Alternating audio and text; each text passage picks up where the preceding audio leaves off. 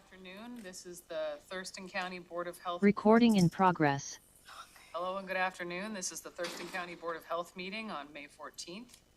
We're all gathered. We have an agenda. I'm going to call the meeting to order. Can I get a motion to approve our posted agenda? I will move to approve the agenda. Second. Okay. Been moved and seconded. Any comments, questions, additions, subtractions to the agenda? It's very full. All right, seeing none, all those in favor, please say aye. Aye. Any opposed? Abstentions? I will note that we have board member Heidi Knadel online, and currently Commissioners Edward and Klaus are not present, not able to be here, but we still have a quorum. On to the next item on the agenda, approval of our April 9th meeting minutes. Can I get a motion to approve our meeting minutes? So moved. Second. It's been moved and seconded. Please take a minute to look at those minutes, refresh yourselves on what it was we did last month. All those in favor of approving our meeting minutes from April 9th, please say aye. Aye. Aye. Any abstentions? Seeing none, we have approved the April 9th meeting minutes. All right, we're going to transition next into our proclamation related to. Chair? Oh, I just wanted, sorry, I apologize. Ray Peters, our tribal representative, Yes. is, he is in DC currently for, Puget Sound Days. So he said he was going to try to log in, but I did not know if he was going to be all to make it. Just Okay, well, thank you for I saw that. his name card right now. Yes, if he's not able to make it, then he'll have an excused absence. All righty. Transitioning now into our proclamation related to Maternal Mental Health Awareness Month.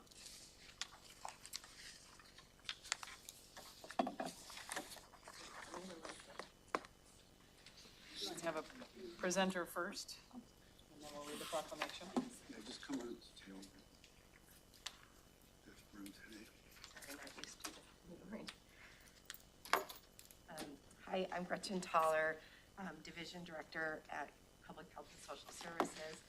Sorry, I'm just dealing a little bit with a sinus infection, so I apologize if I'm breaking up.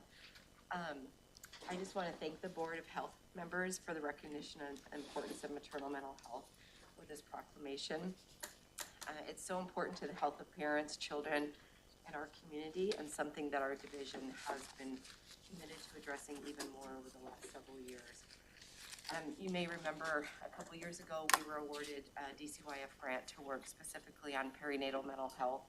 And that's been a really important piece of our work over the last few years. Today we have 3 different speakers that are here.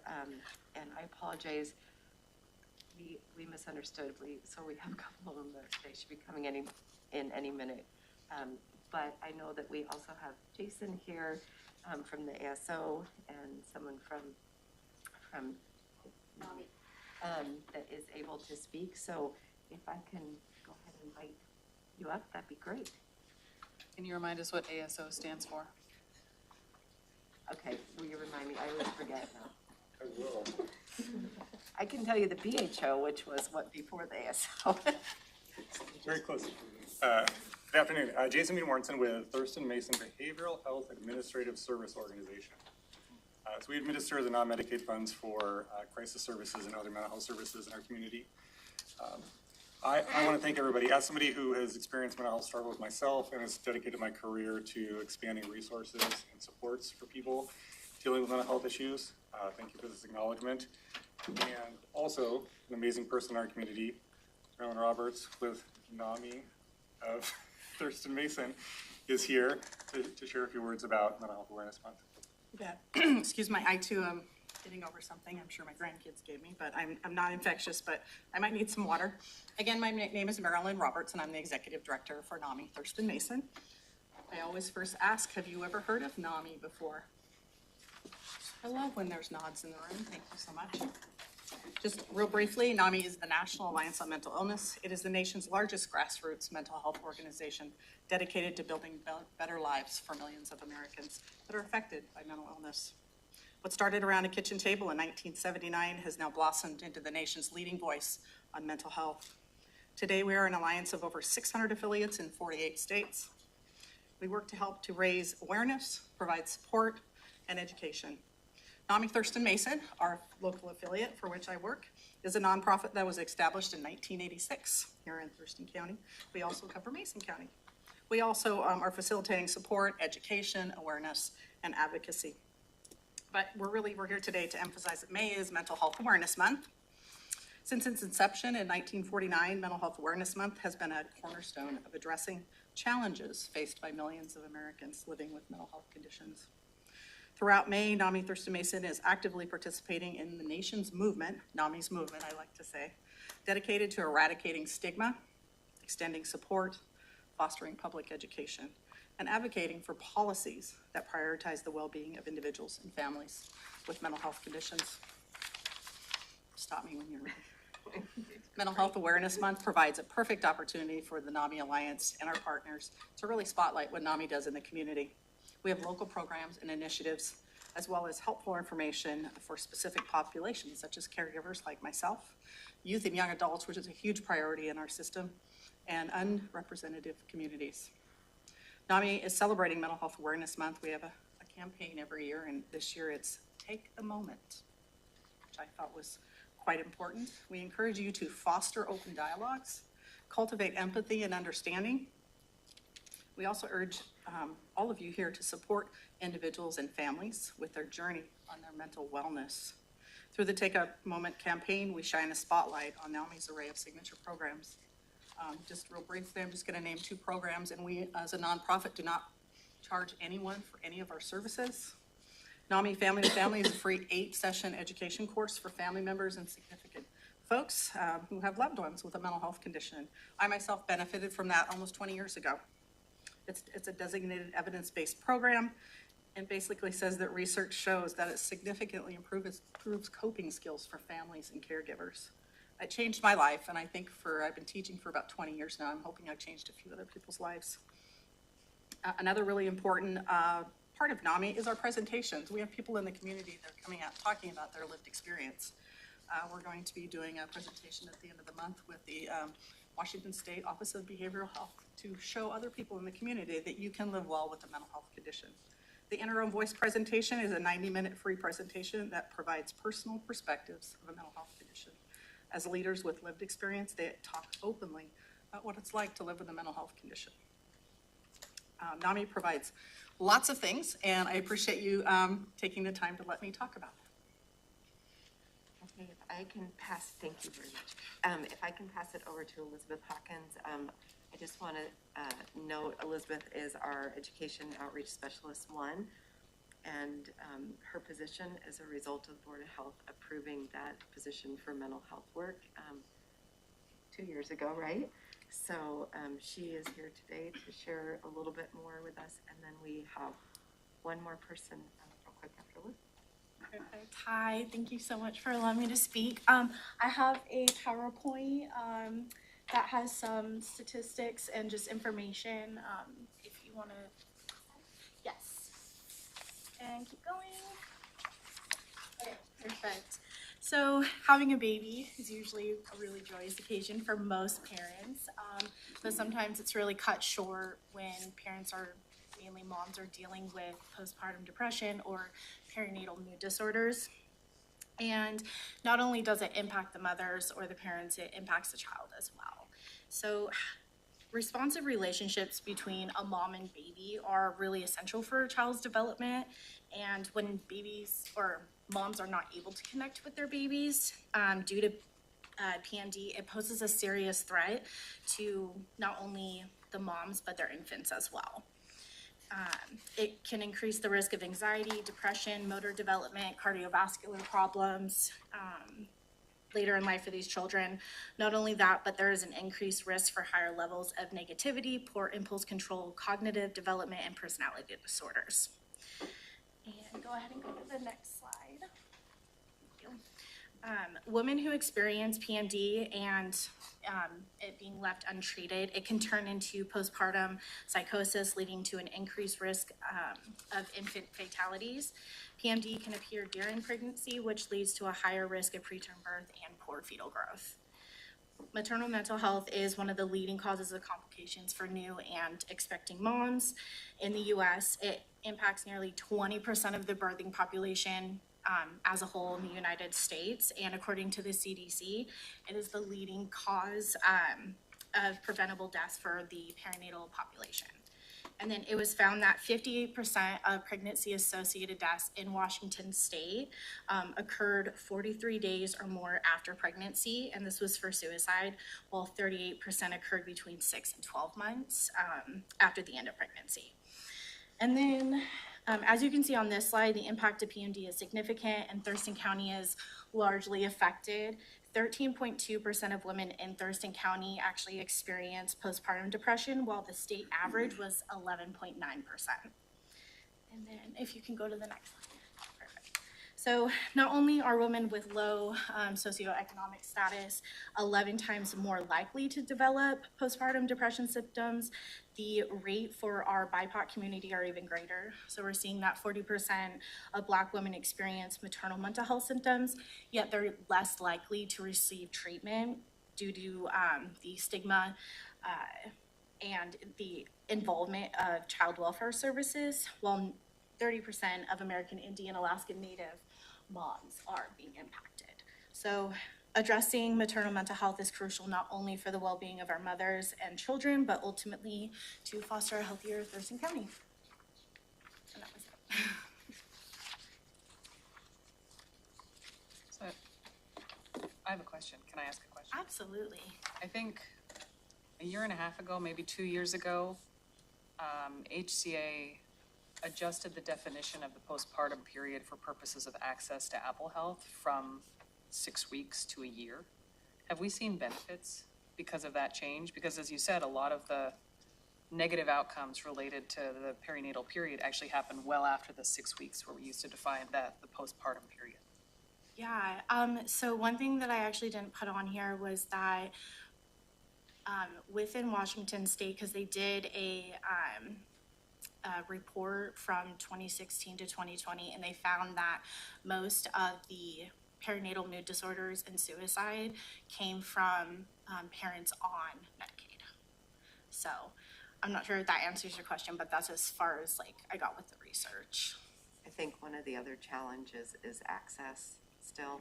I mean, it was great that they did that. It was very much needed because I think you are often seeing it 6 months, to 12 months. But the challenge is where they can get in. And Theoretical eligibility is different than actual access.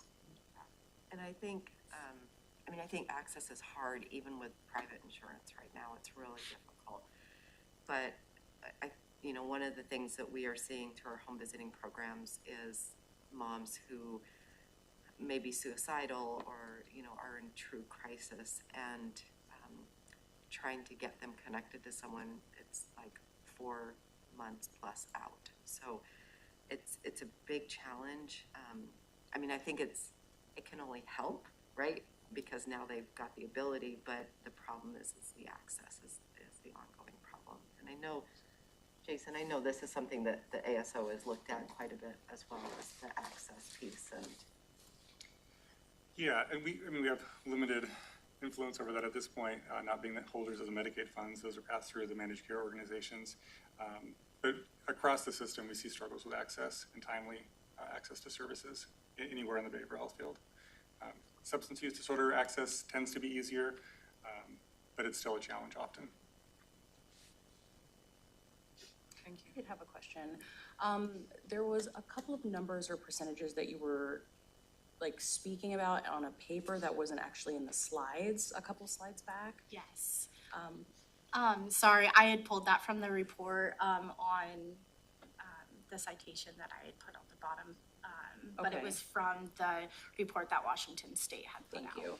And then the percentages for the BIPOC community and the indigenous community. or excuse me, the Black community and the Indigenous community that I've seen, were those specific to Thurston County, or was that Washington State as well? That was a little bit confusing. Yeah, I'm so sorry. That was actually for, I think the United States as a whole. Okay. Yeah. Thank you. Can we get the link to the report that you referenced, the Yes, 2020 absolutely. report? We can send it around to the Board of Health members for review. Yeah. I was going to ask in terms of, is it just access or is it also the not having access to education, right? And knowing that culturally and different BIPOC groups, mental health is still such a taboo issue. And especially when we're talking about, you know, after giving birth, it's supposed to be a time of happiness, right? And just that whole, there's another layer of cultural implications. And so I'm wondering, you know, is it education as well as access for some of those? I think definitely it's a big piece of it. I'm just referencing again, going back to the home visiting side of things. There are many families that we're working with. The first time we bring up, you know, like considering counseling, or had they thought of that? A lot of times people are like, oh, no, I'm not doing that again. I did it, you know, I had to do it for when I was a child because this happened, or they've got, you know, they've got feelings about their previous experience that have to be worked through. So, and then I think there's also the stigma or cultural, you know, norms too. So looking at that, building that relationship, and that's one of the nice things with home visiting, but I realize that's a small portion of the population, is that time, because, you know, over time, just talking through things, sometimes we can work with them, you know, whether it's motivational interviewing or whatever, just building that relationship that they then will become ready. And the challenge though is sometimes is when they become ready, then we're looking at 4 months before they can get in. So it is definitely challenging. So you can see where, you know, somebody going into the clinic maybe for their postpartum visit, or I know with pediatricians and whatnot, sometimes getting screened, and sometimes if they leave there and they're in that mind of like, nope, not me, I'm not gonna go, then it's hard because somebody may not be able to, you know, have a touch point with them again for a while, so.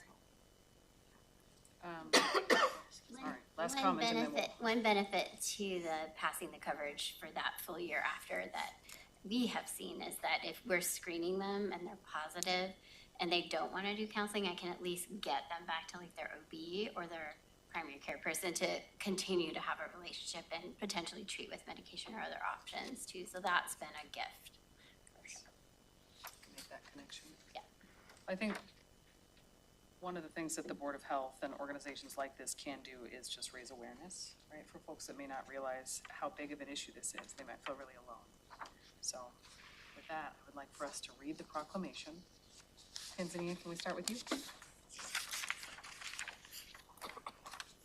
Maternal Mental Health Awareness Month proclamation. Whereas Thurston County recognizes that the emotional, psychological, and social well-being of individuals during pregnancy and postpartum periods is critical to the overall health and stability of families within our communities. And whereas research shows that stress during pregnancy can change fetal brain structure in utero, additionally, ongoing maternal mental health concerns can negatively impact the emotional, behavioral, and/or cognitive development of a child and can have lifelong negative impacts. And whereas research shows that perinatal mood disorders are one of the leading complications of pregnancy and childbirth, affecting up to 1 in 7 pregnant and postpartum women in the U.S., and additionally 13.5% of women in Thurston County from 2016 to 2021 who delivered a live birth experienced postpartum depression. Furthermore, mental health challenges during pregnancy or after childbirth contribute to an increase in pregnancy and postpartum complications, infant development, and well-being. And Whereas behavioral health conditions, which include mental health conditions and substance use, are the leading cause of pregnancy-related deaths at 32% in Washington State. And Whereas Whereas racial inequities in maternal health care have led to disparities in outcomes for individuals from marginalized racial and ethnic backgrounds, including 40% of Black women experience maternal mental health symptoms.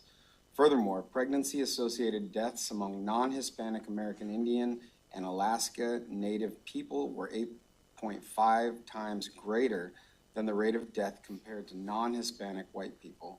And whereas Thurston County is actively implementing strategies such as the Family Intervention Nurse, or FIN, Nurse Family Partnership, Perinatal Mental Health Task Force and support groups, and conducting fatality reviews to gain a deeper understanding of the needs of birth parents and identify gaps in services. And Whereas Thurston County recognizes the importance of advocating for maternal mental health and the need to enhance access to care to better support the mental health and well-being of birth parents. And Now therefore be it resolved, the Thurston County Board of Health hereby proclaims May 2024 as Maternal Mental Health Month in Thurston County and urges all residents to actively participate in bringing awareness, providing resources, and supporting those in need as we strive to improve the mental health and well-being of birth parents and their families in the community. adopted this 14th day of May 2024 by the Board of Health. So, I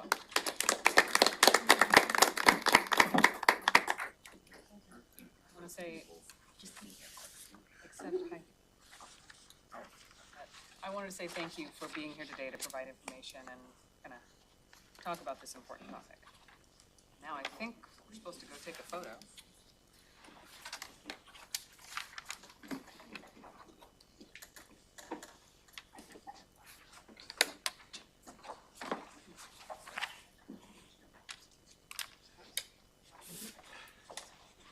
Where are we taking us? Is it here? Is it here?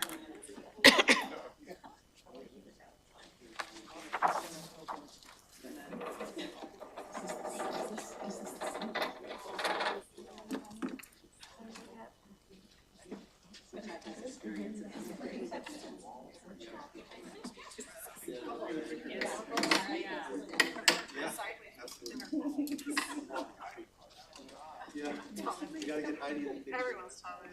oh, around the screens. Yeah. Like how to look like she's in the back. All right,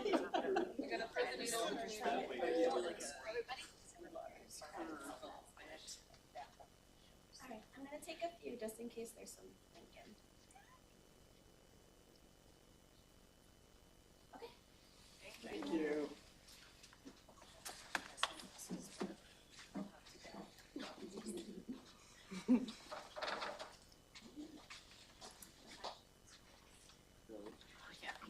My taste buds are shot. I'll taste like salt.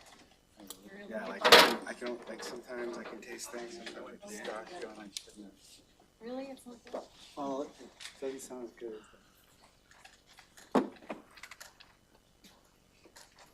French toast. I'm so high, it's gotta be lower. I just did the same thing. You dropped like 6 inches. Yes.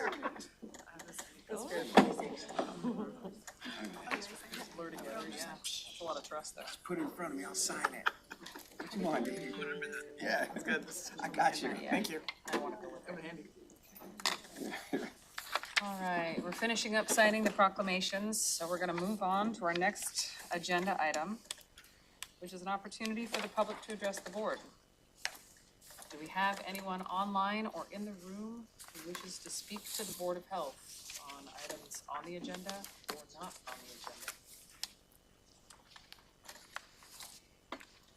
Seeing none, we're gonna move on. Next up, number 4, we have a Board of Health strategic plan with Dr. Jen Freiheit. We're gonna wrap it up today. I think so. Strategic plan, who's ready? All right, I thought I'd break it out a little bit for you here on the agenda. So last time we talked about adding a new goal to strategy 1.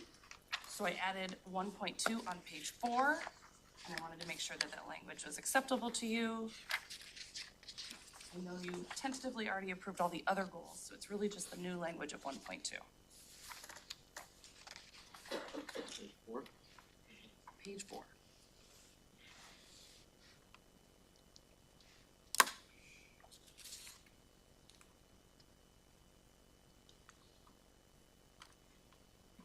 Works for me. Okay. The next part, and I don't know if you want to approve it all together or whatnot, but the next part that we promised to talk about was page 3, we're working backwards, which was the living process. And it's the second half of the page. I'll sort of walk through, but this is edit and decide how you want to do this. So being that the Board of Health meets 10 times a year, the plan is that the strategic plan, once subcommittees get going and there's actionable items, can become a standing item on the agenda. So that way actionable things can be reported back from subcommittees and action can be taken. Then, leading to the objectives in the strategic plan, which is the action plan at the back end. Sorry, I'm just reading through to try to sum it up. Progress reports can come from the subcommittees, and they can come in any form. These were just ideas. Then the Board of Health clerk can give a formal report, or the subcommittee lead can do that.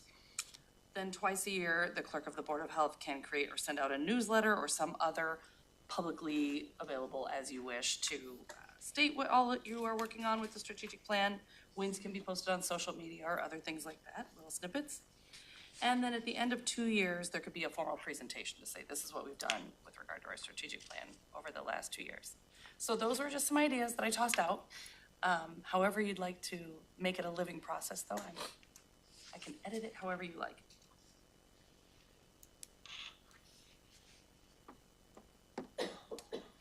Well, I appreciate this level of detail being in this document, because I think sometimes we draft a strategic plan that has some high-minded ideals, a vision, mission, value statements, but the operational components of it are lacking, and so you have to kind of sort that out as you go, and sometimes it doesn't happen. So this is pretty straightforward in terms of like what we're gonna do and how we're gonna keep this top of mind during our meetings, so thank you. This is your accountability page. Indeed. So when it says subcommittee leads will create progress report, have we determined, I know there's a budget subcommittee, but is that just an allowance for subcommittees that might be formed? Correct. We haven't So identified any. theoretically, as you guys are looking at your strategies and goals, you would create subcommittees connected to that. Right. And you could break them out however you want. I mean, looking on page 4 there, you could have 3, one subcommittee for each strategy, or depending upon if a certain goal is really big, you want to break that out, or have a subcommittee deal with 2 strategies, therefore 3 goals, or something like that. It helps to know that if you decide to be the lead of a subcommittee, you're gonna have to report out. Like that's kind of the role that you're playing. The wheels going down the track. Anybody have any concerns, modifications? Heidi says no, all right. No concerns or modifications. I am curious if there has been any thought about what subcommittees might look like based on the goals. The only subcommittee the Board of Health has had so far is the fiscal subcommittee. Right. So we haven't created policy subcommittees yet because it hasn't been that long since the board was just the 3 commissioners. So we're still kind of figuring it out. So you can decide. This is kind of my. And if you wanted to now to at least begin to set those up, then your Board of Health clerk can begin to set meetings and design agendas and take minutes and.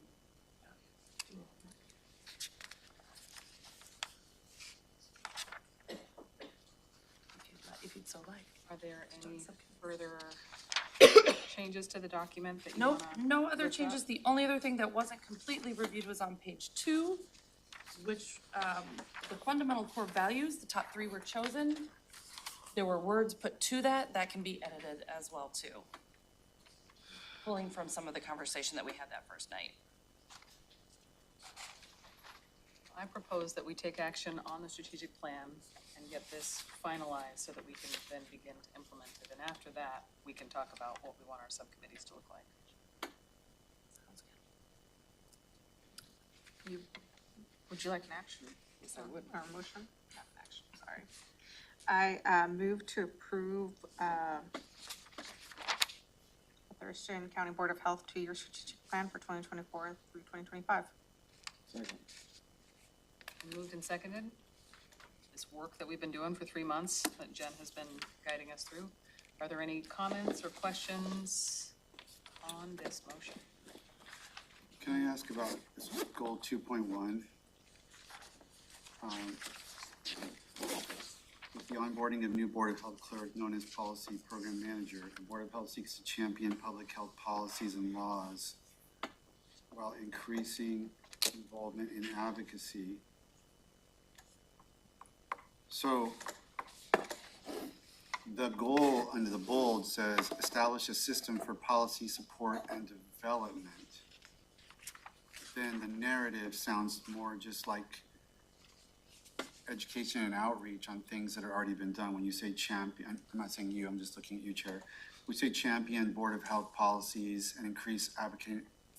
I feel like there's a disconnect there, and are we going to actually have, of course that's vague, but I thought maybe it was when I first read it, I thought maybe it was just a placeholder of sorts for if a policy issue that the board wanted to work on could go through that avenue. But then when I read the narrative, it sounds like our goal is just to champion policies and advocate and create partnerships at schools versus developing a policy change of some kind. I think, the way that I was understanding this, and again, this is y'all's goal, so you can reword it, was the former, like the way you envisioned, the way you described the first option was the way that I saw that as well. Okay. If you think that needs to be clarified in a different way, I think, I mean, maybe in the narrative, if we just said, the Board of Health seeks to develop and champion, just giving that verb that makes it, the kids creates that ability. Okay. That would be my Makes it clear that suggestion. we're both crafting and uplifting policies. Right. that makes sense. Okay, I need to withdraw my motion. or do you need an amendment? Would you accept the friendly amendment? I'll make that as an amendment. I move to amend the language of goal 2.1 on page 4 to add the words develop and in front of champion.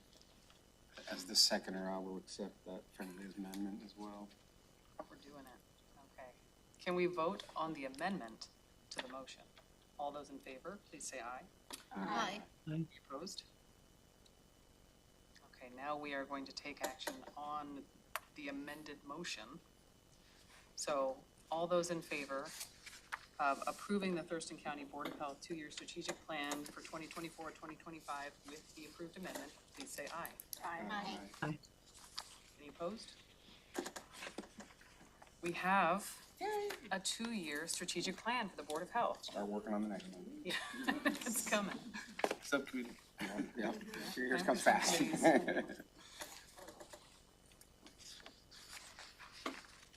Do we want to talk about subcommittees, or do we want to transition to the Board of Health bylaws?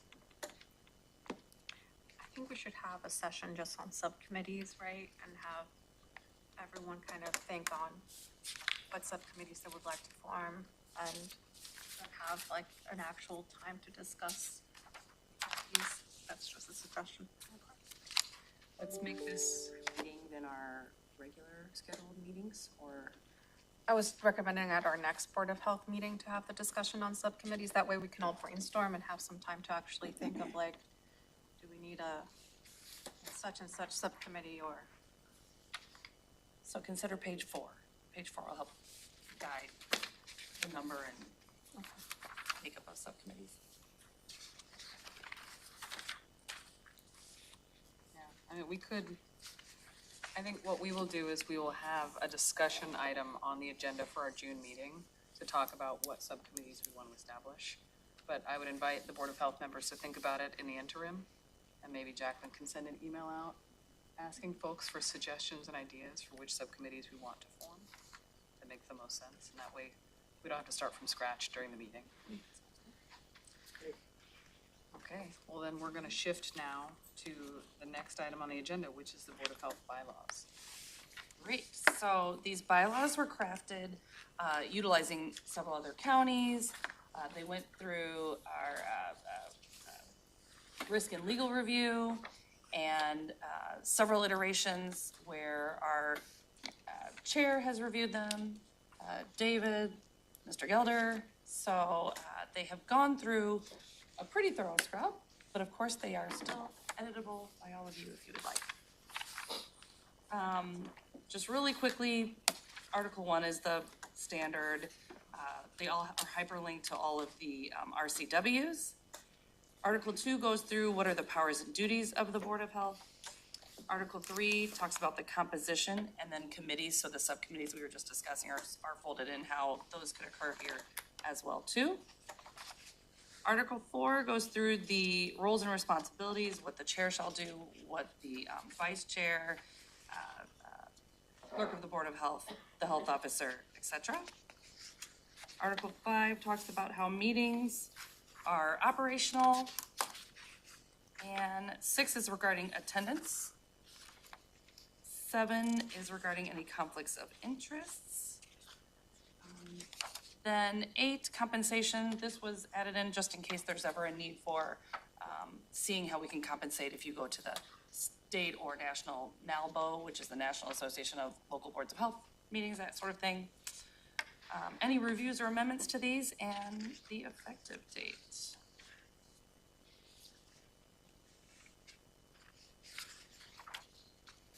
And if there's any questions, I can try to help answer. In the midst of us reviewing and drafting these, there was a legislative change that gives counties the ability to change the constitution of boards of health. Is it worth mentioning that in this document? Because if the commission decided to make adjustments to the Board of Health's sheet, we'd probably have to update this document anyway. Yes, because right now it's Article 3.1, the composition is 12 members, et cetera. But it does leave room open, but certainly if you want to explicitly state that in there, we can do that. Just good to note. Yep. That if the commission decides to make a change, this document will need to get updated. I will add that in.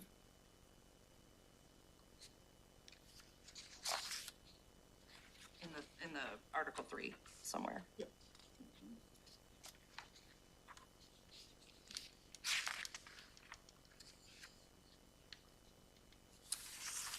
I would just put.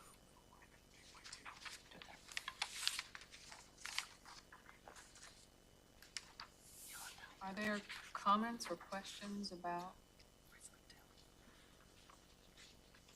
these bylaws? I would like for us to take action on them today if we feel like we're there. We've been reviewing them for a while.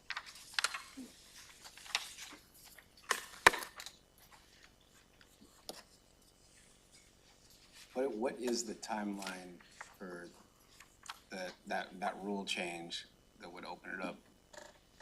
You know? Rob, the timeline for that rule change that would kind of open up what the membership of the Board of Health may look like? It's been signed into law. It should be in effect now. So at this point, the Board of Commissioners at any point could not decide to change the composition of your membership on the board.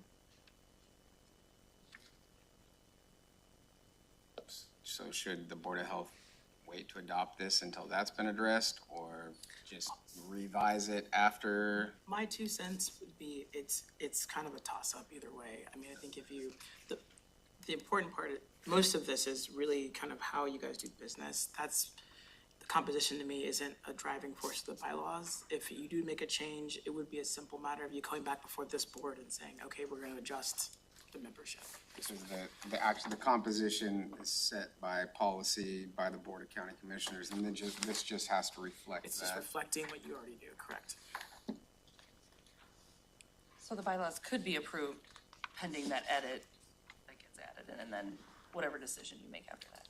Because the rest of it's good and will continue to be useful, even if there's an adjustment made later on to that one section.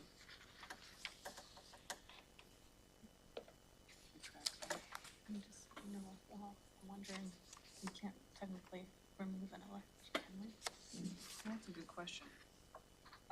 We're looking at Article 6, the attendance piece of it.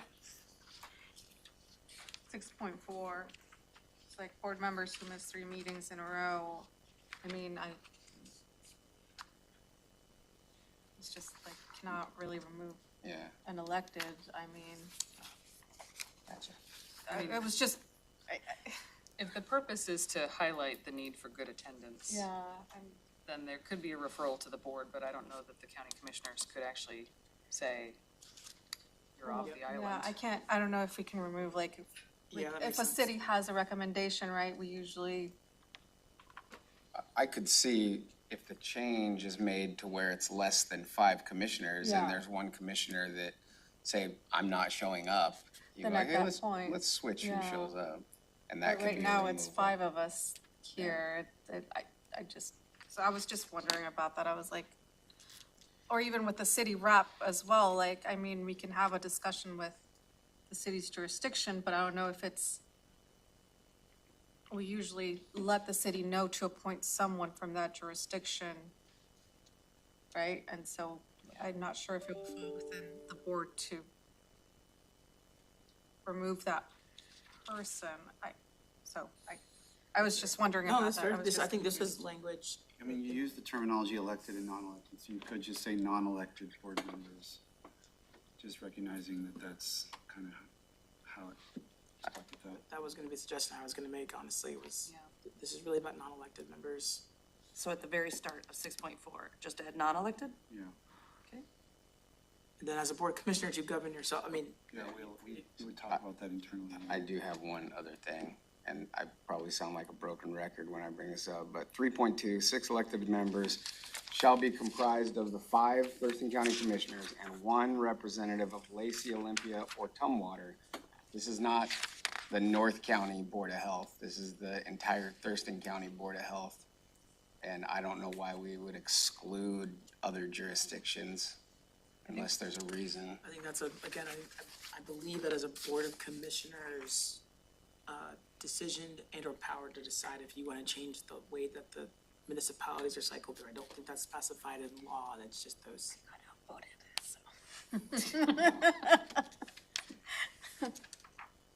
I remember that language being in the letter when the Board of Health was being expanded, was that the county commission sent the letter to the cities and said, we're gonna take a representative on a rotating basis from one of the 3 largest cities in Thurston County, Lacey, Olympia, and Tumwater. So it sounds like it is something that could be changed, but at the commission level. Correct. So again, if you want to strike it from here, or find a way to reflect the board's ability to change that, I mean, that's again up to you all, but it is a board of commissioners' decision. And I'm looking at Ty because I remember we had a lot of discussion. I remember I was like, well, you know, why don't we include like, you know, Yelm and Tenino and Bucota and Rainier, like what? And there was like a reasoning, like we had, I remember when we had this discussion, there was like a lot of conversation on how we landed there, and I'm just trying to remember. I could see that if you put it on a rotation, it can be difficult, because like, it lands on Bucota, and it's hard to get somebody to, you know, and I get it. But, you know, if it wasn't a rotation, if it was just chose We a were different way, definitely, criteria 1 was, at the time, we were trying to limit the number. Yeah. We didn't have to put a city at all, actually, but we wanted to have that, and then it was like, you know, and then, you know, if you say South County, then you have to figure out how they get into the rotation. If you go to each individual city, then yeah, it doesn't circle back to Olympia or Lacey for 10 years or whatever. You have struggled to find the members. So it was kind of just a matter of, we were all very much agreed on 1 city seat, so that, because you have to have the number, equal number, every other city means another community member, and we were trying to, 3 to 8 seemed like a big lift to us at the beginning. Now we're at 12 and it's going okay, but we didn't want to just jump to 12.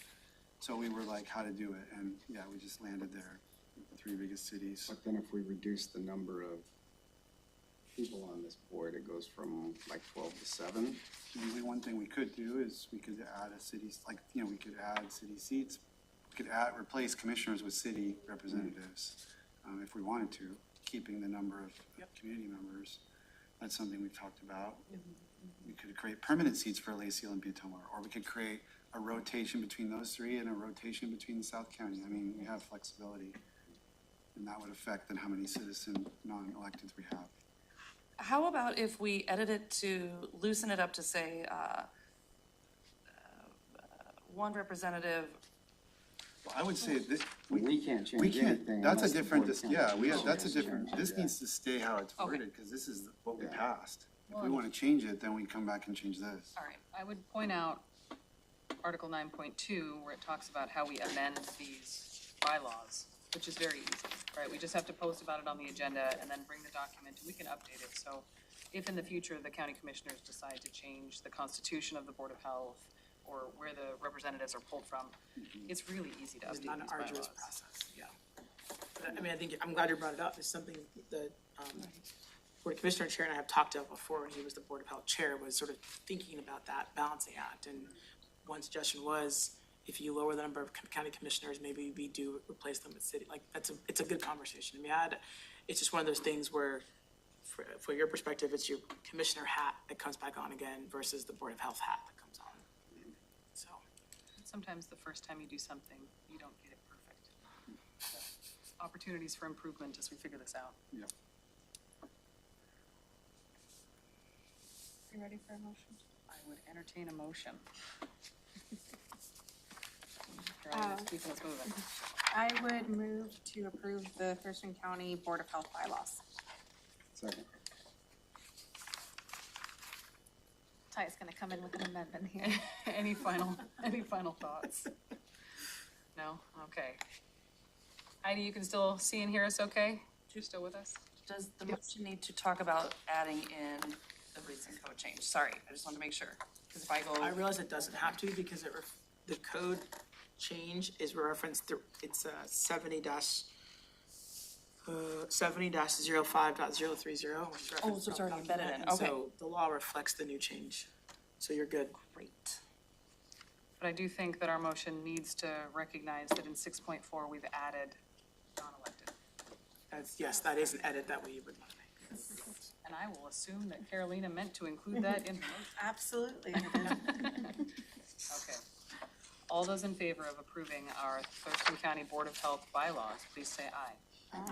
Aye. Any opposed? Abstentions? We have bylaws. Great work. Well, that's a big things achieved today. All right. Thank you all. Thank you. Agenda. All right. Next up, we have a department item, hearing officer appointment resolution. Good afternoon. Season Long, Environmental Health Division Director. For your consideration today is an amendment to Resolution H-2-2014. It's to update and clarify which health department staff can act as a hearing officer when Sharon Rice is unavailable.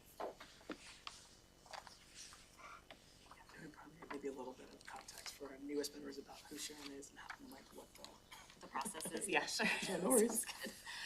So Article 1 allows someone aggrieved by a health officer decision. So let's say a permit can't get issued because of certain situations, or there's a food establishment that's got 100 red points, they need to be closed. So those folks can appeal that decision through an administrative hearing process, and that is overseen by primarily Sharon Rice, who has been our hearings officer for many, many years. So if she's unavailable, then there are health department staff that could step in and fill that role. This is an old one. We've had this in place for a long time. As Season came on board toward the end of last year, and we're trying to update a lot of our old references, we realized that this one goes back, I think, 3 different health directors ago, 2 different health officers ago. So back in 2014 is the last time I think the board has updated who could be serving as a hearing officer. And so this is pretty straightforward in that we're essentially replacing these old names that aren't here anymore with our current staff, our current leadership. I don't think we're changing anything else substantively aside from. No, I would add that we will probably be back in a few months, once Community Planning and Economic Development has a pro tem contract, we'll have them embedded in this as well as a backup to Sharon. That hasn't been finalized yet, so. So a couple questions. One, does this happen very often, that one of our staff has to step in and play hearing officer? In the past, I think Art Starry did oversee a lot of administrative hearings. I'm trying to move it to more shifting to Sharon Rice or the pro tem, just because I think the optics look better for someone outside of the department to be making these decisions. Yeah, I mean, I'm curious, I really didn't know about this, and like in the building permit world, we're always talking about this dichotomy, and it's like this huge deal between what can be decided administratively, what has to go to the hearing officer, how expensive is it, more cumbersome, and the time consuming, and the legal, you know, the legal standards that are applied, and the standard of review is different. So blurring that seems to me a little bit, makes me a little nervous, and I'm just wondering if I'm a applicant wants to appeal and Sharon Rice isn't available and now you're gonna potentially be able to do it, will that cut my cost down, or do I pay what I would have paid to Sharon Rice, do I pay to you now because I get billed, right, for the? Yeah, you We do. always hear about the expenses involved in a hearing. Is the process identical? It is And then identical, it's just the difference. so in you who's bill the applicant for your time the way Sharon Rice would bill for her time, and you charge the rate of, she's a lawyer, you're not a lawyer, I don't think. We can confirm that. I do not believe it would be the same rate, by any means the same rate, but. I'm just curious how it works, you know, Process because I would be know the same, but I don't know about the fees. That's a good question. interested in the fees, and then just wondering how often it happens, because I mean, I can imagine, I don't know in Thurston County, but I can imagine in the world, there'd be, you know, judge shopping or judicial shopping, or people could find a way to finagle their way to you I and want not, the budget hearings examiner. you know, or whatever. I mean, like I say, in the building permit world, this is like night and day. You know, like whether people want to have something decided by permit staff versus have to go to the hearings examiner. So I'm just curious how this works when you have to jump from one hat and then put on the Yeah, other and I mean, hat. ideally, I probably wouldn't be overseeing these hearings because I'm gonna know a lot about how the process all came to be and how the decision was already arrived at that. So, you know, I would step back because I would be like. Appeal from your decision. Right, so it would probably go to David, who's, you know, a bit removed from that process.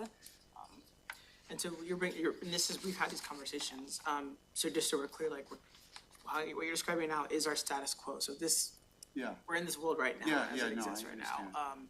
And we've talked about, you know, I appreciated that Art was really hands-on and was really engaged, but I think as kind of my time has kind of come on board and talking with season, I would like to see a little bit more separation happen, and I think it makes sense that basically you have, I keep thinking about the presidential line of succession, right? Like who's up next?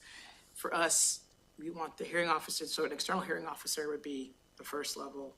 The second person, if she's unavailable, which we're hoping that is rare at this point, but it happens sometimes, that it would be the health director, the health officer, and then, sorry, I think were you after health officer? Yeah. We'd have an order basically going to me, health officer, the EH director, and then the absolute worst case scenario, there's just no one's available, time is crazy. There's a environmental health senior manager that would be able to do that, but we were thinking of it, how do we do an order that's separate, that's as much distance from the process as possible? I mean, on a building permit, and you usually wait, that's one of the complaints we hear, is you usually wait quite a long time to get your hearing, and get your day in court, so to speak. What would be the situation, or is it that you're dealing with things that have greater time sensitivity to where that applicant couldn't just wait for the hearing examiner to come back? And they're never gone that long, right? So one example is if you close a food establishment. Article 1 is very clear that they can appeal within 3 days, and you have to hear that hearing within 24 hours. Because it's someone's business, right? It's their Time livelihood. So, sensitivities are different. yeah, so that's the most restrictive timeline that we have. Most of it is we have 30 days to respond, and if the applicant and us come to a decision that we could push it to 60 days, you know, if it's mutual, then we can go ahead and move that out, but. It's designed to give the flexibility, so the person who's trying to appeal has options, basically. Like, we wanna make sure that we're being respectful of their issue and their time. So if we're just stuck with the hearing examiner, this external in their schedule, kind of out of luck, right? If Sharon is not available within that 2-day period. And I'm guessing you're not her only client. You're not her only client? No. No, she's got many counties, yeah. Don't we have a backup for Sharon though in the, again, in CC pet permits? So they're trying to contract a pro tem. Yeah. Who would fall next in line below Could Sharon. that be used for you as well? Yes. Correct. Yes, and that's why we'll come back when that contract's been executed, and we'll Cool. update this, Correct. yes. All right, got it. I have a question on, like, and I apologize if I just missed this, but what have we been doing until now? A lot of the names that I'm seeing scratched out, it's been quite a gap just been period of They've time. just been operating the same way. So, you know, it was just art and the senior program managers, is my understanding, is basically how they, when there wasn't a hearing examiner. Okay. And so this would actually, well, then, after Art retired, was it just the senior program manager who was kind of filling in? We had Sharon, and we didn't have issues. I think we had maybe one in my time, in that time period, but we got lucky in that the 6 months Art wasn't here. And Sharon was available. I don't wanna play that dicey game of Yeah. like who's available at this point. So this is a lot like codifying current practice. It's an update to current practice. To me, this is one of the many things as a fairly new director and a new director. We're going back through and looking at all these things that have just been operating the same way, and no one has had the time or whatever it is to actually go and look and go, does this still make sense? Is this still applicable? So we weren't trying to change the process per se as much as we were trying to make sure that names were updated. The substantive change was us deciding internally, we don't want the environmental health director to be the first line of appeal. So that's the thing that we're talking about changing, and that's not listed here. We're just saying that's how we wanna move forward is. Is this an example like you were talking about earlier, how now that you're staffed up, you have the opportunity to actually look can at some of these look at old these policies that haven't been reviewed and Correct. haven't been updated? So, Yeah, you'll see more. good job. Lots more. You'll see more. You'll get to see our faces a lot in the next year. Okay. Can I get a motion to approve the amending resolution H2 2014? I'll make a motion to approve resolution H2014, appointing hearing officers to the Thurston County Public Health and Social Services Department. Seconded. Been moved and seconded. Any other discussion? Well, we're not, just to be technical, we're not approving 2014, we're approving an update to 2014. 2014 is the old one, right? So it's an amendment to 2014. Just to make that clear. A resolution amending. Do you want to draw and restate your motion? Sorry. I That's why I move didn't to make it. approve a resolution amending resolution H22014, appointing hearing officers for the Thurston County Public Health and Social Services Department. And I'll second it. Is there any other discussion? Okay, seeing none, all those in favor of approving the resolution amending the resolution, please say aye. Aye. Any opposed? Any abstentions? All right, that resolution passes. Thank you. We're getting a lot done today. Nice job, everybody. Okay. Cookies. And cookies, there are Cookie fueled. cookies, yeah, yeah, cookie fueled. The energy's gonna last for about 20 more I minutes. know. Item number 7, open board discussion and information sharing. We just get to talk to each other, that's what this is. That's right, yeah. Carolina has an announcement. Well, not an announcement, I just kind of, I know that some of our Board of Health members have been working really hard on there's a Partners in Student Health meeting number 2 that's going to take place tomorrow, and I won't be able to attend because I'll be at a Association of Counties meeting, but just want to thank, those of you who have been working really hard on this, and kind of hoping to hear back from you all when you attend those meetings and kind of what you're hearing. I would love to hear back on that, and yeah, I think those are great, and just very excited. I was really hoping to attend, but it kind of just mismatched. What is it called again? The Partners in Student Health. And it is tomorrow at 6 p.m. and you will also not be present. Yeah, it's been really cool, because it was like a variety of nurses from offices, nurses from schools. Definitely, there were a lot of physicians there, actually. And a lot of public health. And a lot of public health team members. And so it was just really interesting to hear all the different sides of the issues and like try to figure out like how can we fix some of the problems, because you know, they're not intractable problems, they're just system things and. The focus this month is on preparing kids for schools, and a large part of that, of course, is immunizations. Yeah, so it's sort of like all the school forms, the, you know, like sports physical piece of it, the making sure we have the medications written in a way that's uniformly accepted, and yeah, getting them all protected. So. Access to care for some of our newcomers who really need that local provider to order their medications and sign care plans and that sort of thing, so. I RSVP'd, I'm gonna be there. I saw And that, I was engaging with Colleen, I think, who's one of the coordinators. And I'm also I've invited 2 people from our Apple Health program from work to come and provide information and a connection to people related to Apple Health. 'Cause, again, I feel like we gotta find as many opportunities as we can to connect with community so that they know that they can access healthcare. I know availability is still an issue, real access is still an issue, but if folks if they're not signed up yet for Apple Health and they're eligible, we wanna get them in the door. Yeah, and we've always had like informal ways of helping, so like this is nice for the school nurses not to be intimidated to call and say, I have a special case, will you take this kid? And I have never heard of someone saying no. Where is this happening? At the ESD 113 in Tumwater. Right next to the Toyota dealership, isn't it? No, it's, I always say conveniently nestled between Costco and Walmart. Yeah. Yeah. Back road. Okay. Yeah. So not quite as far out as the Okay. dealership. Kind of that obscure building that, yeah. Do folks have other things they wanna share? There's also a Thurston Thrives event tomorrow morning at 7:30, which is early for me. Is anybody attending that? Oh, yeah. I I'll would be have there. liked to, but it just conflicts with my work stuff. There's a lot going on tomorrow.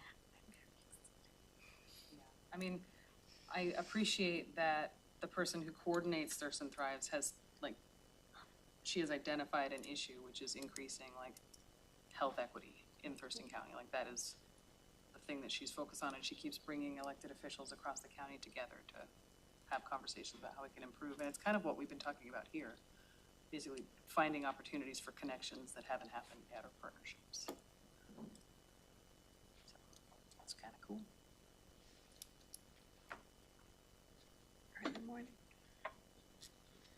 I know we're not gonna discuss subcommittees today, but I am really interested in the subcommittee for data. So I think I'd like to focus on getting that going, or discussing it more next time around, because I think that'd be one that would help set the other subcommittees going too. I'm very interested in that one too. Yeah, I didn't understand what you said. The subcommittees. Oh, data, Yeah, sorry. data, yeah. I just missed that word, thank you.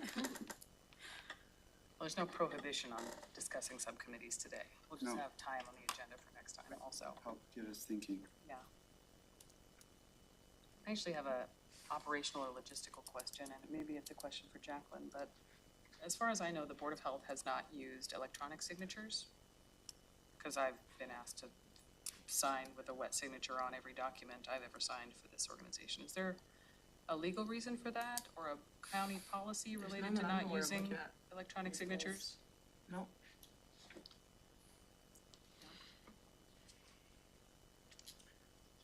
We have an electronic signature policy. I don't know, does it apply, extend to the Board of Health, the same policy? Okay. So, yeah, I don't see any prohibiting us from doing that. But- Either. Yeah, I was just thinking about, the resolution that we just passed has now 12 signature lines on it, and it might be easier if Jacqueline had our electronic signatures on file, and that when we took action, it was appropriate for her to just use our electronic signatures to finalize the document.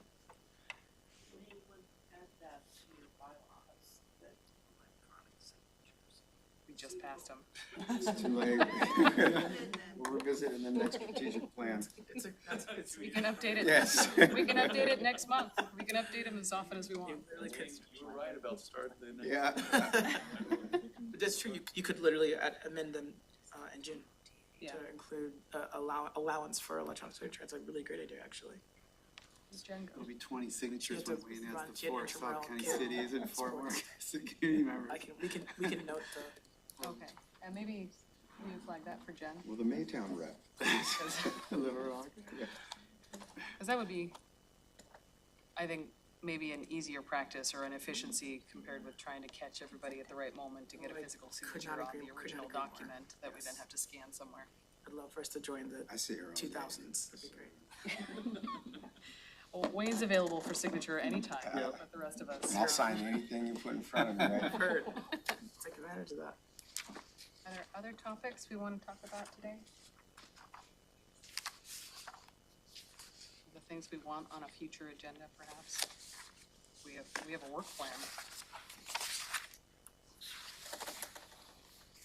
I know I think I've mentioned this before, or asked about it before, but I'm curious what our level of involvement is in social media. As it stands now. The Board of Health. As it stands right now, I yeah. don't think we have much of one. I know that Public Health and Social Services has a communications director that posts things like the pictures we took, you know. But individually, like, I haven't been super active on social media related to my involvement in the Board of Health. Like, I think I've maybe posted twice, 3 times ever with things that we've done here, but not the most active social media person. I know the Thurston County page, the main one, Facebook page, also does a lot of the same postings from public health and. Yeah, but if there are thoughts from the board about, you have a meeting, you have something that you really like to see publicized after that meeting in particular, you want to really highlight, you know, the fact that NAMI was here, you know, we could, that's something we could totally. Pretty huge, yeah. Yeah, I mean, so I think it's, if you wanna let us know either in the meeting or send a note to Jacqueline. It's something we work with Renee about, making sure that we're emphasizing when we do our post about the meeting and the updates, so we can make that happen.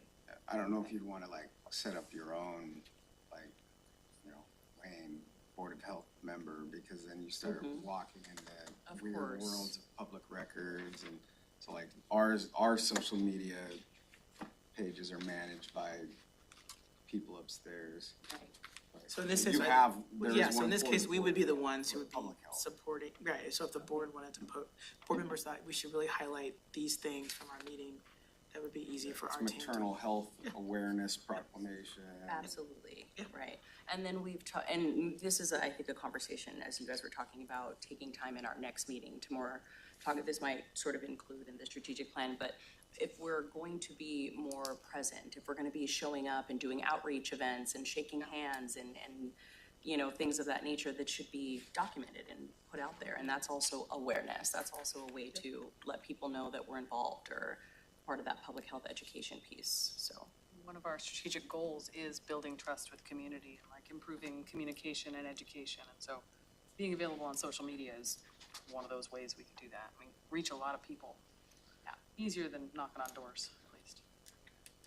Yeah, I think that's something that our team could definitely support, in terms of making sure we're getting the word out. And I already love that you are getting involved in things like the partners meetings and like, just, you're doing the thing. I think it's our role at public health to help you get the word out that you're doing things or that you're interested in it. It's totally within our purview, for sure. We talked about maybe name tags for our community members. I mean, I don't think we do, not but for like the electeds, I feel like, right, but for our community a good members idea. that says like their name and Board of Health member, I think, especially as they're out in the community and shaking hands, right, that they have some identifying factor that they're on. Yeah.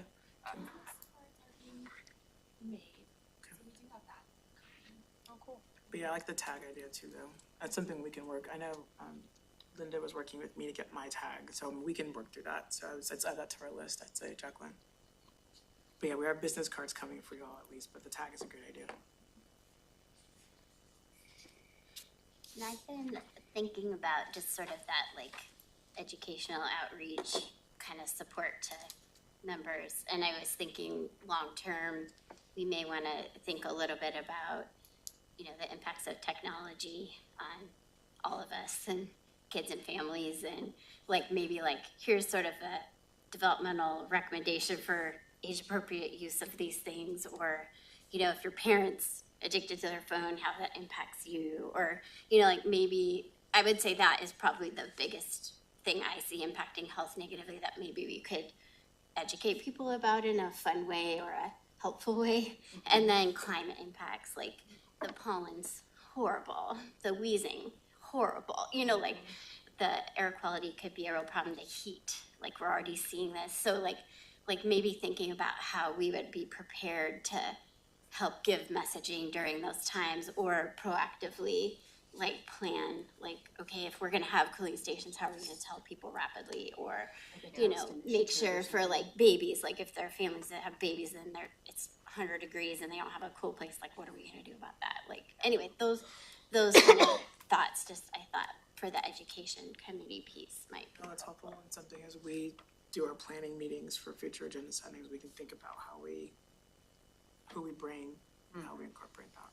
And for the social media, we had someone who came and presented at Partners, didn't we? I think so, a while ago. Gretchen would have their name, I believe. I don't remember who it was, but it was a really good conversation about social media and the impacts of. Yeah, one of the things that's Screen been time. really interesting is, and I think it was, I forget his first name, Haight, recently wrote a book, so they've been here Jonathan. interviewing him. Yeah, Jonathan Haight.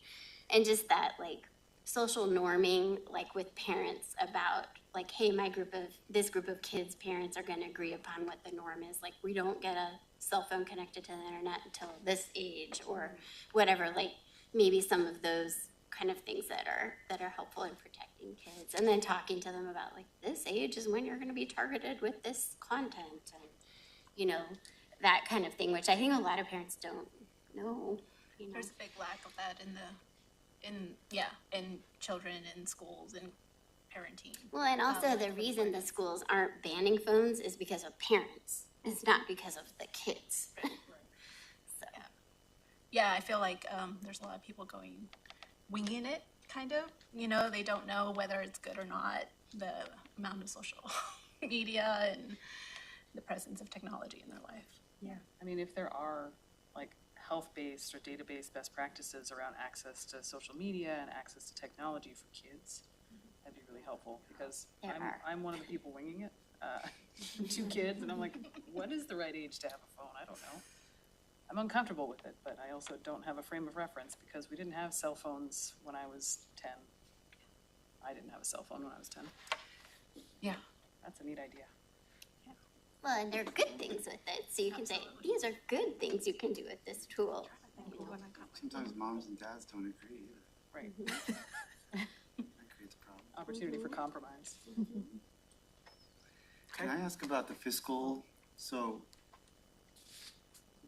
didn't we re-up the fiscal subcommittee? Re-upped it, we put it on pause to just get through this Okay, 'cause, process. yeah, I mean, I really don't see that work embedded in this strategic plan, but assuming we, No, but I think, Tim, if you're asking it's y'all's board, and my take on this would be, I would want 2 level staff. One is, of course, a reminder, a refresher of like what the public health budget looks like and how it works. But to me, as you are thinking about your strategic planning and your goals, those things would drive, I think, the budget conversations too, right? So in my head, I'm thinking, as your data committees are working, as the department is working through things like community health assessments, those to me are you start with those things and understanding what the need is in the community, and then you connect back and go, okay, what do we have to bring to the table, right? So what's our existing funds look like? What are opportunities for new funds look like? So to me, it's a little bit of it's a chicken and egg a little bit, but I think we won't meet this year for sure, because I want to get back to the basics. But my view in terms of recommendations and getting in the weeds, those things are going to be driven more by like what you do in these other groups or subcommittees versus the other way around. That's kind of that's my take. So is the thought gonna be that, I mean, it's getting ahead of the brainstorming, but I'm hearing data subcommittee and then education group, I think you just mentioned, and I was talking about a policy. So is the idea that for each of the three big strategies, we'll have a subcommittee? It was a suggestion, but, and Jenna said the same thing, this is not, you guys aren't bound by that, it's just more, how do you wanna arrange it? I mean, again, my 2 cents, you just named 3 groups that to me would cover the strategic plan right there. Yeah, And I think you, and I was just trying to figure out how the fiscal, the yep, the paused fiscal committee. I feel like that one is gonna be just this sort of, to me, it's a standing, it's the one that will, you could change your goals every year or every 2 years. You'd still want a fiscal subcommittee throughout the process that's still getting updates, making recommendations. I'm also wanting to get you guys prepped for next year when we actually do have a full budget to talk about, right? But to me, the sense of urgency to me, it's about getting this plan set up, it's the subcommittees going, and then I think you start lining that up with the budget We conversation. do a biennial budget, and this is the first year, so. Heidi, I saw you came off mute. It related to the social media conversation. We can follow up on that later on. Thank you.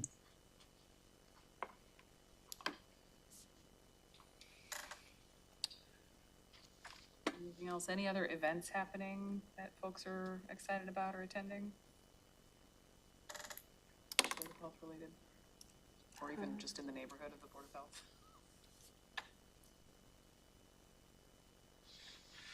Well, I was attending there's another spongy moth treatment happening, over in my district, over by Steamboat Island.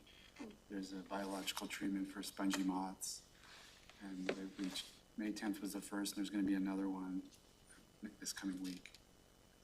Should be safe. I went to the open house about how they do it. It's really targeted.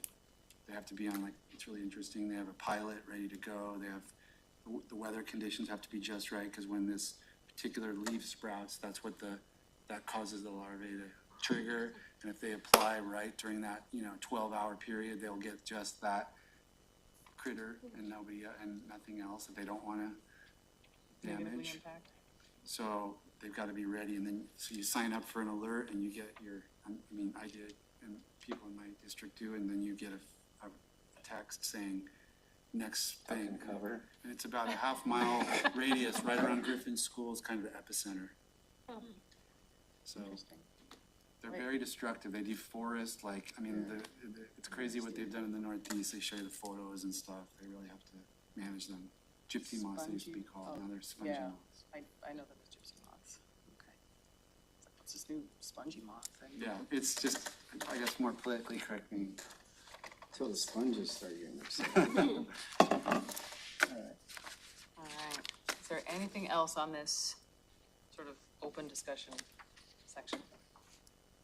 Seeing none? Thank you. Oh, go ahead, Tanzania. I was curious if we ever partner with other boards of health. Like, has that ever happened for for example, like if we're gonna be moving forward, trying to do community health assessments or gathering data? I think we have provided support to Mason County in certain areas, right? Don't we have a contract, like Nurse Family Partnership has a contract to provide services? At the public with health Mason level, County and Lewis County. we've done it with both counties, but right now it's Lewis. So at the public health level, yes. It's a really interesting question about the BOH side. In my short time here, we haven't, I don't know, Ty, you think you've been here the longest. I don't know if you've seen examples of where the boards have intersected. I think No. it's Just been curious. just because each Board of Health is the composition is very different. I think it varies in some other counties, so I don't think there's ever been that kind of Okay. integration, just because each body is, I'm not sure how Lewis County does theirs. I don't know. I could think of issues where it'd be really cool to have Yeah. a joint session. Joint session. I'm just thinking about data collection and certain areas, like if King County, I work in Seattle, but I live here. So if King County has specific focuses or pillars around data that we also have a focus or wanting to create, more information about, it would be interesting to see what it would be like to sort of test the pool or take information from them as well to only strengthen the reason why we want to create an initiative around something or fund something or proclaim or whatever. So that might also be a data sharing agreement. I was thinking, like, do we have the coroner come in here and report on like greatest causes of death and things like that, and then, you know, like, then that would help us determine kind of what the big health concerns are potentially for this area, you know, because I mean, I've looked at some of those, and It's really interesting. is it suicide, is it opioid death, is it, you know, Yeah, we had a coroner's presentation. It didn't feel like it was that long. Were you here for that? It's been more longer than it feels like, but yeah, we did. It felt like not that long ago. It was Yeah, probably it's been like about a year, I 6 or 7 think, since years, it came out. 6 or 7 months ago. But yeah, I think you're right. I think this idea of pulling data, and this is such a really big concept, and I think we'll have to think through how to tackle this, because this could be kind of anything. You know, we as the public health department, we have a really small staff who can do epidemiological work, so they're the ones who are doing the data pulling and setting. We rely a lot on the state for a lot of the data and information. I will note, though, there are counties, I was just talking to one of our EPIs today, Tacoma Pierce Health Department has 21 staff that are connected to assessment work. We have 2 staff connected to that work, just by comparison. Which I know they're a very different county, more money, but like, I'm getting your train of thinking and saying, I think there could be some value in our connections with other health departments and boards of health when we're talking about these conversations, especially for neighboring counties, right? Yes. Pierce County, Lewis County, we share people, we share Shared jobs. economy, yeah. Yeah, so I think that's worthwhile. I think, so whether it's data focused, that's something we talk about, but I think as a high level, it would be kind of interesting to see the idea of a joint session or something. I think it's unique. We haven't done that. I think that'd be something that could be interesting with the right kind of focal point. DOH would be the proud other of us. one that I was thinking of besides the coroner's office is Medic One. And you and I were talking about having stronger connections between the Board of Health and Medic One, but, you know, like, bring in some folks, you know, that work out in the field and can tell us what they're seeing and what, you know, the data that they've got, I would say, is it's ultra specific to Thurston County, and they can tell us, you know, what are the populations that they're seeing in different areas, what their health needs are, and a lot of times people call 911, you know, because they are having a hard time managing their own health care, or they don't have access to doctors, and so, you know, what are those things that are getting, you know, shoved under the rug and not addressed? Rob? David, so when the composition of the board of health was first kind of happening, Wasalfo did some trainings early on for board members. And I didn't know if there had been any conversations at that level for potentially being that forum for bringing board members back together to see where there could potentially be some synergies or areas of overlap or focus. That's a good question. So what I understood is a tentative plan for October for there to be a local Board of Health training, but I haven't gotten any confirmation of dates or location. But I think it's worth talking with Wasalfo about the format of that meeting and seeing if there's a chance to maybe inspire that kind of conversation. It's a really good idea. Aren't you the chair now? Yes. I am not the chair. In June, I'll be the president-elect of Wasalfo, so really next year will be when I'm president. But So if we I'm not gonna call myself as like what you're calling now. Get in touch with David. Now when Wasalfo did that training, it was really helpful. It was. So I think it would be beneficial for all of us to, if we can, attend. Yeah, that no, I was gonna say, I would love to encourage, that's really funny, Rob stole my thunder from my one item for my report, which is to be that, I've been trying to work with Wasalfo on getting some more details. Just, it was more of a heads up that we have a month set up, I just don't know what the details of the date is for that, but it's a good chance for us to have conversations with other members across the state. It's a really, I went last year and it was really helpful. Well, for the time that I went, it was up at the Semiahmoo or whatever, near the Canadian border, which for the only time I've ever been there, it was really cool. So It was if you this have any time last year. input into a location, I advocate for that one. That was great. Semiahmoo. Yeah, it Did you go was, to the one that was in Never heard of Spokane? it. I did. Yeah, I went to Spokane. It's cuter than I thought it would be. Yeah, it gets a bad rap. Yeah. Simeon is on a little spit in the ocean. It's right by Canada, like it is about as far north as you can get. Yeah, no, I'll make sure we get info to you all, but that was my take, was gonna be that I finally have at least confirmation they're gonna do it again this year, it's just details.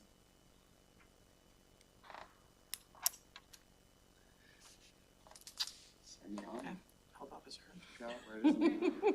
So let's proceed with the agenda. So I'm gonna close our open board discussion and information sharing section, which was fruitful, I think. And I'll hand it over now to Dr. Dimiyama Abdul Malik to report on various items. Hello, Dr. A. Hey, good evening, board members. I'm speaking to you from a hospital-acquired infections conference. So I apologize that I'm not able to be there in person. I did want to share some high-level information about things that we're thinking about this month, largely focused on communicable disease. We did today release some information about pertussis. There's been an increase in pertussis cases in Washington State this year over last year. We haven't seen an increase in Thurston County, but we definitely remain vigilant there. So pertussis is caused by the bacterium Bordetella pertussis. It often starts out like a cold and then is followed by an extended coughing illness that can last for weeks, including spasms of severe coughing, and that can sound like a whoop. So this is colloquially called a whooping cough. Particularly at risk are infants who may have feeding difficulties and difficulties breathing. So especially infants under 1 being at very high risk. Treatment generally is with antibiotics and supportive care, and pertussis is included with the tetanus and diphtheria vaccine that we receive and should be receiving throughout our life course, including every 10 years in most cases. As adults. Tdap. Yep, it's the P in Tdap. So the part of the reason why we get concerned is not only the prolonged cough that can be very severe, but folks can get pneumonia, seizures, encephalopathy, which are brain conditions that affect function and rarely death. So we continue to watch, to monitor the situation. We ask providers in our community to consider testing if they suspect pertussis, and of course, it's an immediately reportable condition to us at Public Health. So if folks identify a case or even a suspected case, we ask them to let us know. For folks that are at high risk and haven't been vaccinated, there's also a need for those folks to get protected with antibiotics as well for certain high risk populations. I wanted to share a little bit about the highly pathogenic avian influenza. So it has been, we've previously discussed that it's been found in livestock. So this would include birds in 9 states. And the reason why I bring this up is one of those 9 states is Idaho. So we share a border, so that's something that we also have on our radar. So at this point, the highly pathogenic avian influenza, also known as H5N1 viruses, have been found in wild birds, poultry, mammals, including cows. The other reason why we're watching this is that, there are a lot of folks that work work on farms, both with birds and with cows, who could potentially be exposed, as well as folks that work with sick and injured wildlife. So at this point in time, the risk to the general public from H5N1 or highly pathogenic avian influenza is low. We're looking at potential routes for exposure and wanting to support folks in minimizing those potential exposures. So thinking about the general public, I'm sure folks heard in the news in the past month or so that high levels of highly pathogenic avian influenza virus have been found in unpasteurized or raw milk.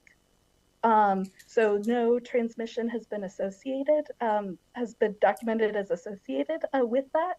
However, it's another reason to minimize consumption of raw milk and raw milk products, because pasteurization, minimizes that risk. The other thing that I wanted to share is, in addition to if, folks who are exposed, currently we get notified, and we watch and we monitor folks for symptoms and arrange for testing if folks develop symptoms during their particular incubation period. For folks, as different animals, including livestock animals,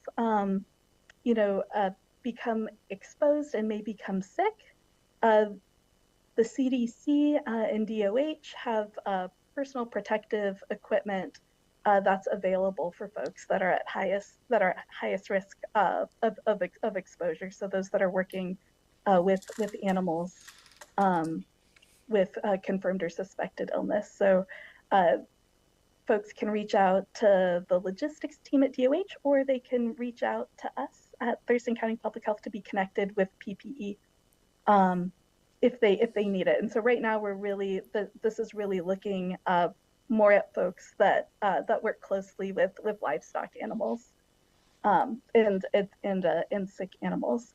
I also wanted to highlight a little bit about some of the recent community outreach that we've done. On April 24th, we had the opportunity to meet with healthcare partners about Candida auris, which is a multi-drug resistant fungus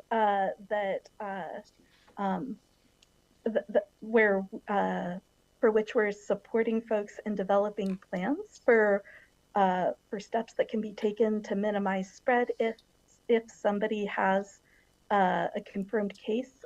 This is, again, not a risk to the general public. It really it affects folks who are medically fragile and folks that have indwelling medical devices or are ventilator dependent, among other folks. But we're supporting our community and getting prepared in the event that someone who's either colonized with Candida auris or infected with Candida auris is in our jurisdiction, so that we can best support their care and prevent spread to other folks. We also, on April 29th, had the opportunity to meet with our school community to discuss the updated respiratory virus guidance, as well as measles, which remains a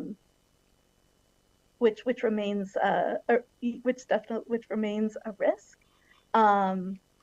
We continue to monitor state trends and are supportive of vaccination as well for MMR, as the vaccine is safe and effective.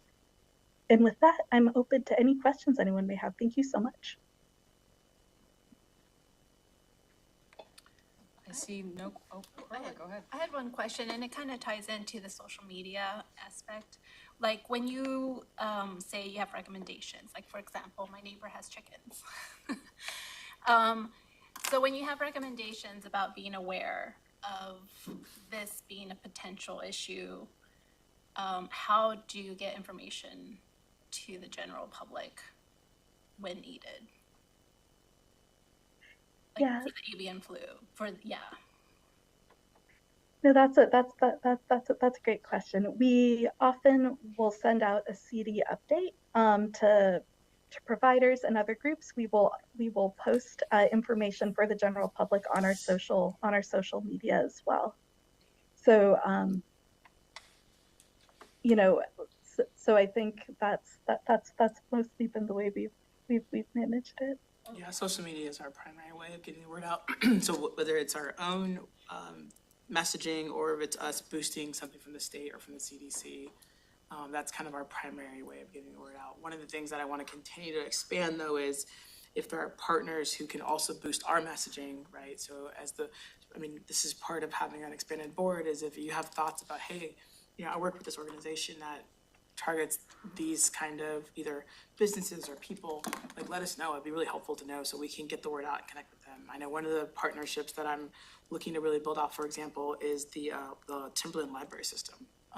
They actually have a really good reach in figuring out ways to partner with messages on their social media and the library system. So we're really open. So if there's thoughts, we have a lot of reach, but it could always be bigger. So open to that feedback.